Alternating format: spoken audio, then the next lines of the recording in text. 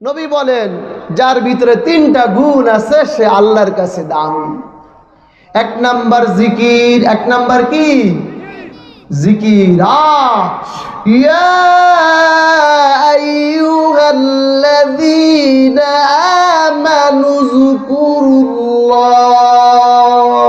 আল্লাহু আকবার। আরো জোরে বলেন আল্লাহু আকবার। যত দূর তত নূর।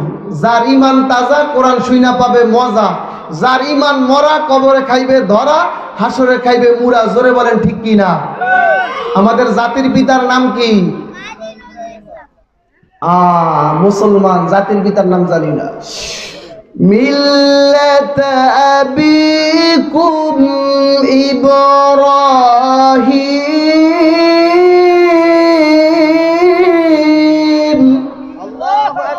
আরো জোরে বলেন আল্লাহু আকবার। হুয়া সাম্মাকুমুল মুসলিমিন।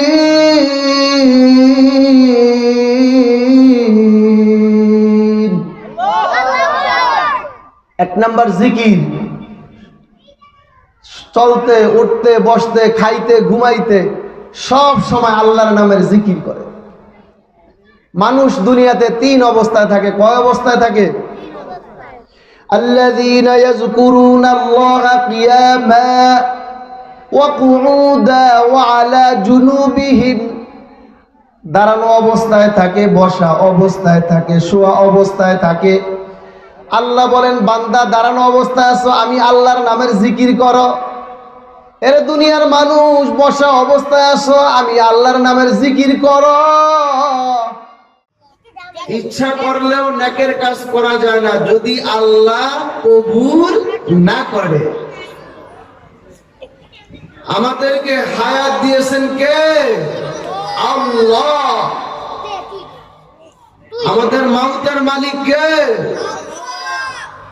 দুনিয়াতে আসছিও আল্লাহর ইচ্ছায়, যাবো আল্লাহর ইচ্ছায়, কিন্তু মাঝখানে এই সময়টা পার করছি নিজের ইচ্ছায়। জোরে বলেন ঠিক কিনা?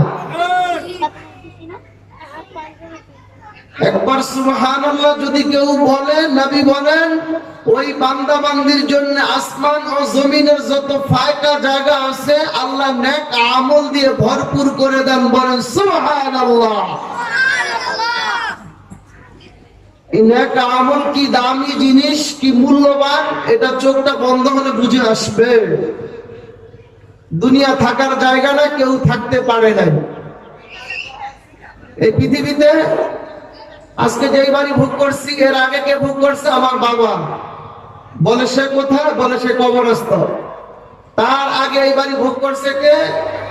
বলে তার বাবা। বলে সে আজ কোথায়? বলে সে কবরস্থ। এভাবে করে তার বাবা, তার বাবা।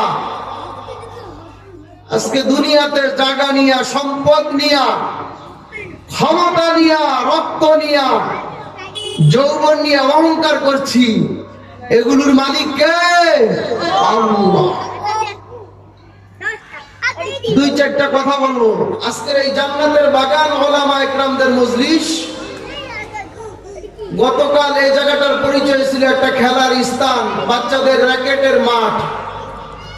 আজকের এই জায়গাটা চলে যাওয়ার পর এই জায়গাটার পরিচয় হবে বাচ্চাদের খেলার স্থান। এই যে কিছু সময় কোরআনের আলোচনা হবে, ওলামায়ে কেরাম কোরআন হাদিস থেকে আলোচনা করবেন, এই সময়টা পরিচয় কি? লা ইয়াকুদু কওমুন ইয়াযকুরুনাল্লাহ ইল্লা হাফাতুহুমুল মালাইকা ওয়া গাশিয়াতুহুমুর রাহমা ونزلت عليهم السكينة وذكرهم الله في من عنده। যেখানে কোরআনের আলোচনা করা হয়, হাদিসের আলোচনা করা হয়, দ্বীনের আলোচনা করা হয়, নবী বলেন ওই জায়গাটা হলো জান্নাতের বাগান। সুবহানাল্লাহ। এ বাবাজিরা, যুবক ভাইয়েরা, এই জীবনের উপর কলিজার উপর কত জুলুম করলা। এই হায়াতের মালিক কিন্তু তুমিও না আমিও না। খবরদার সাবধান। আজকে দাদাকে দাদিকে নানাকে নানিকে কত ময় মুরব্বীকে এই হাত দিয়ে কত আত্মীয় স্বজনকে সাদা কাপড়ের কাপড়ের প্যাকেট বানায়া ওই অন্ধকার কবরে রেখে আসলারে বাবা। এর যুবক ভাই পায়ে ধরে হাতে ধরে বলছি এই পর্দার সামিয়ানা বড় দামি জায়গা। আজকে দোকানে বসে বসে কোরআনের আলোচনা শোনা যায়, ঘরের খাটে বসে বসে কোরআনের আলোচনা শোনা যায়, রাস্তাঘাটে দাঁড়ায় দাঁড়াও কোরআনের আলোচনা শোনা যায়। জোরে বলেন ঠিক কিনা? কিন্তু নবী বলেন এই সামিয়ানাটা কেমন দামি, এই প্যান্ডেলের জায়গাটা কেমন দামি। পৌষ মাসে মাঘ মাসে কুয়াশা, গভীর রাতে নিশি যেমন অগণিত অসংখ্য কুয়াশা বৃষ্টির ন্যায় আল্লাহর জমিনে পড়তে থাকে। কোরআনের মাহফিলে আল্লাহ তাআলার অসংখ্য অগণিত রহমত সাকিনা বর্ষিত হতে থাকে। সুবহানাল্লাহ। এরে যুবক ভাই, পর্দার আলের মা, যদি আপনি বলেন হুজুর আপনি আমার পায়ে ধরলে আমি নামাজি হব, আপনি আমার পায়ে ধরলে আমি দাড়িতে পোস্ট লাগাবো না, নবীর কলিজায় আঘাত দিব না, আমি মুফতি আমিনুল ইসলাম হাশেমি আপনার পায়ে ধরার জন্য রেডি আছি। এরে বাবা, পায়ে ধরে হাতে ধরে বলছি এ দুনিয়া কেউ থাকতে পারবে না, এই দুনিয়ায় কেউ থাকতে পারবে না, কেউ থাকতে পারে নাই। আসার সময় দাদা আগে আসছে, তারপরে বাবা আসছে, তারপরে ছেলে আসছে, তারপরে নায়নাথপুর আসছে। কিন্তু যাওয়ার বেলায় দেখা যায় দাদার আগে নাতি চলে যায়। জোরে বলেন ঠিক কিনা? আজ থেকে 50 বছর 100 বছর আগের যদি কেউ পরিচয় দেয়, আজকে যদি এলাকায় এসে মানুষের কাছে বলে আব্দুল জলিল চৌকিদারের বাবার নাম দিয়ে বলে তার বাড়িটা কোথায়, কেউ চিনতে পারবে না। জোরে বলেন ঠিক কিনা? আজকে যদি চান্দনী নদীর পার এসে বলে সাদিম আলী সর্দারের বাড়ি কোনটা, কেউ চিনবে না। জোরে বলেন ঠিক কিনা? এরে বাবাজিরা, আপনার আমার পরিচয় কিন্তু দুনিয়া না। খবরদার, সাবধান সাবধান। একবার সুবহানাল্লাহ বললে, একবার আলহামদুলিল্লাহ বললে, একবার আল্লাহু আকবার বললে বান্দা বান্দির আমলনামা মিজানের পাল্লা ভারী করে দেয়। সুবহানাল্লাহ। দুই ভাই আব্দুল করিম আর আব্দুর রহিম দুনিয়াতে নামাজও পড়েছে, রোজাও রেখেছে, যাকাতও দিয়েছে, হজও করেছে, নফল ইবাদতও করেছে, সব কিছু করেছে। কিন্তু আব্দুল্লাহ ফার্স্ট সার্টিফিকেট পেয়েছে, জান্নাতের ফার্স্ট স্থান পেয়েছে, প্রথম স্থানে জান্নাত পেয়েছে। দ্বিতীয় ভাই আব্দুর রহিম সেকেন্ডের জান্নাত পেয়েছে।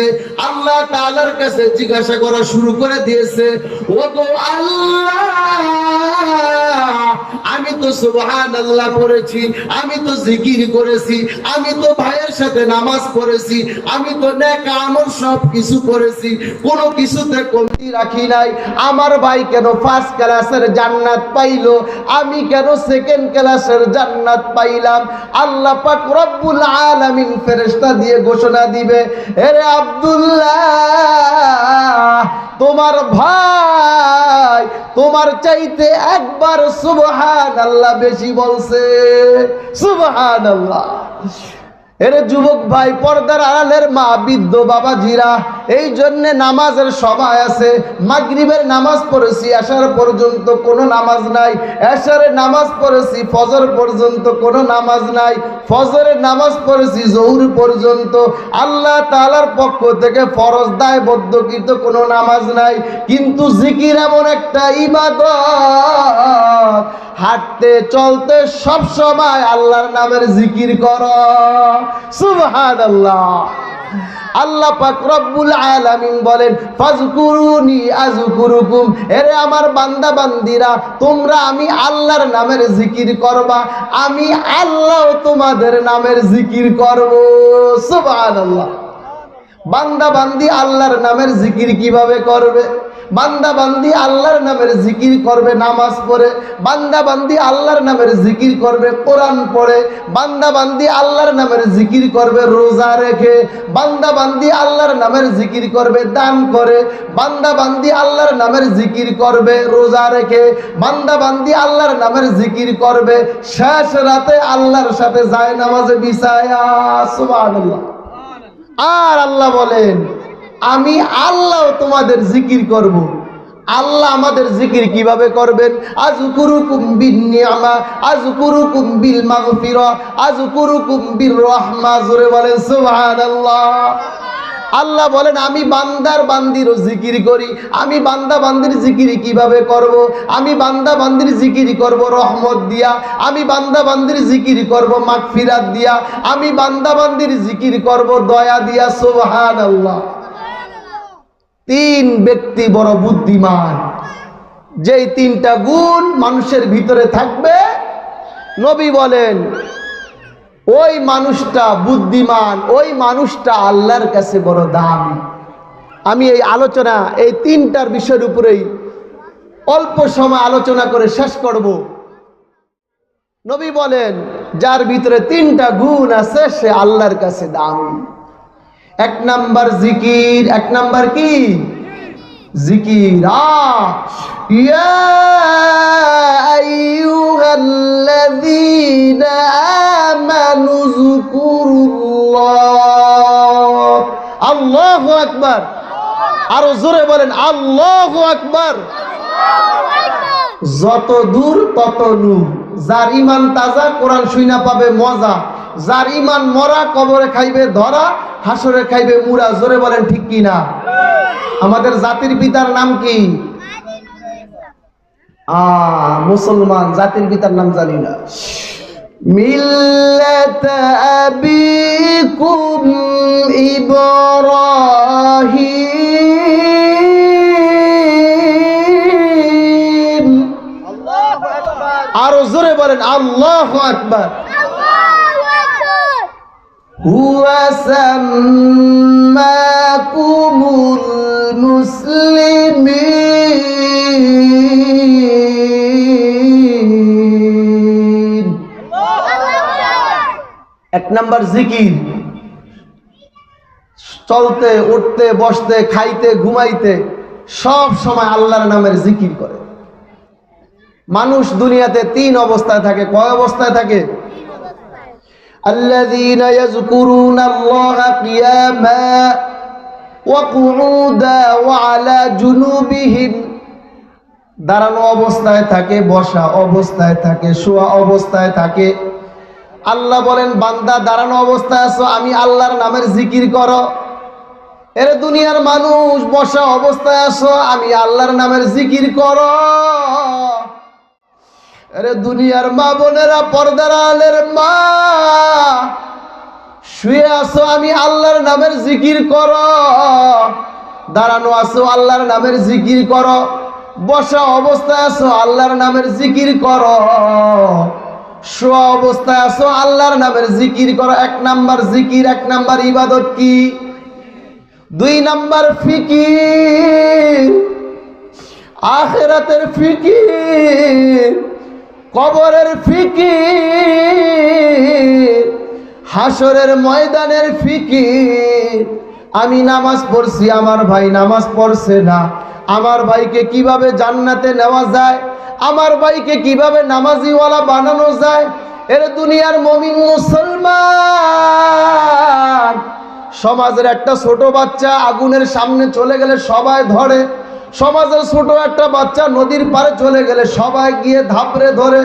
এই বাচ্চাটা আগুনে পুড়ে যাবে, এই বাচ্চাটা পানিতে ডুবে যাবে, সমাজের সবাই গিয়ে বাঁচায়। আমার মুসলমান ভাই, আমার মা, আমার বোন নামাজ পড়ছে না, রোজা রাখছে না, পর্দায় চলছে না, ইসলামের নবীর তরিকায় চলছে না, আমি একা একা জান্নাতে যেতে পারবো না। এর দুনিয়ার মুমিন মুসলমান, উদাহরণস্বরূপ বলছি, একটা ট্রলারের ভিতরে বাপ মা ছেলে সন্তান ছিল। ট্রলারটা হঠাৎ নদীর মধ্যে পানির উত্তপ্ত ঢেউ শুরু হয়ে গেছে।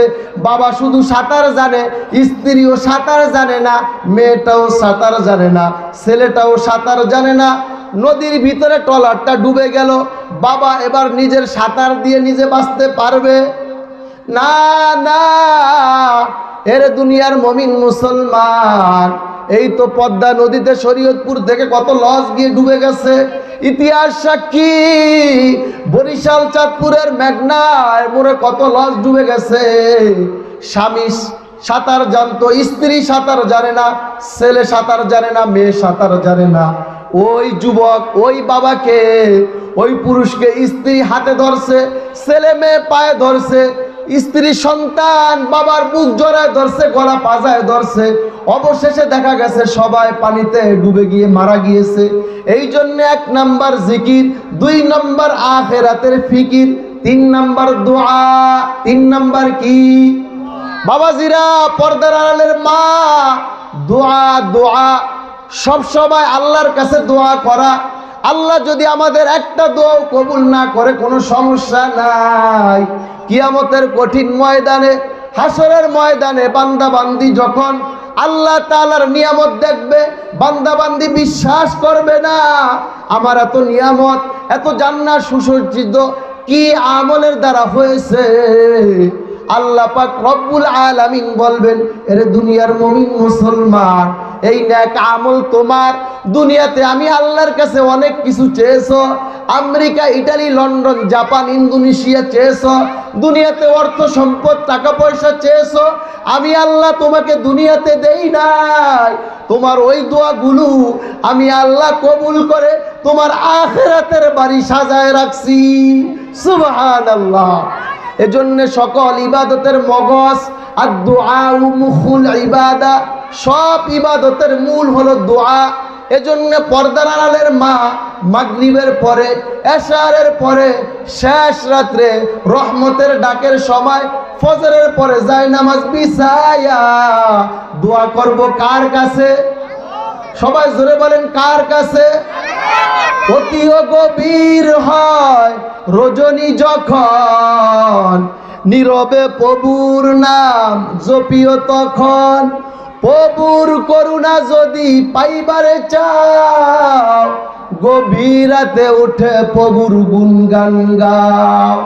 এই জন্যে মাগরিবের আগ মুহূর্তে দোয়া কবুল হয়, সূর্য ডোবার সময় দোয়া কবুল হয়। 2 এবং আজান এবং একামতের মাঝখানে দোয়া কবুল হয়। জুমার দিন 2 খুতবার মাঝখানে ইমাম সাহেব 1 খুতবা দিয়ে বসে আরেক খুতবা দেওয়ার জন্য দাঁড়াইবে, এমন সময় দোয়া কবুল হয়। শেষ রাতে তাহাজ্জুদের সময় দোয়া কবুল হয়। এরে মা, দোয়া ছাড়া মুসলমানের কোনো হাতিয়ার নাই। মুসলমানদের সবচেয়ে বড় হাতিয়ার হইল চোখের পানি। জোরে বলেন কি?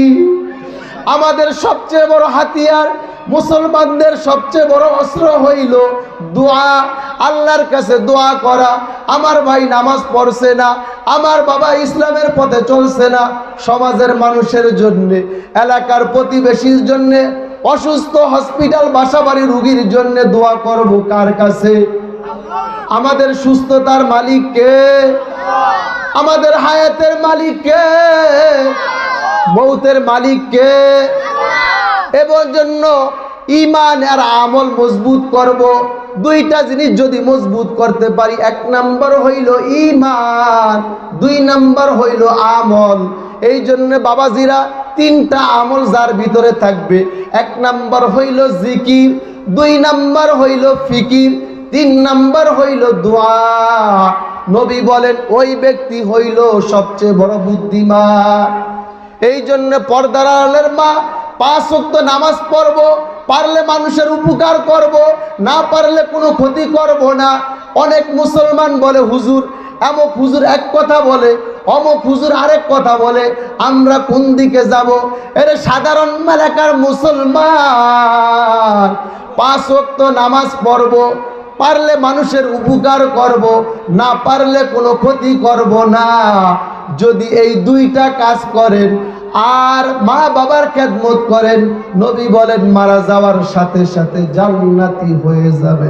জোরে বলেন সুবহানাল্লাহ। আল্লাহ আমাদের সবাইকে কবুল করে নেন, সকলে বলেন আমিন।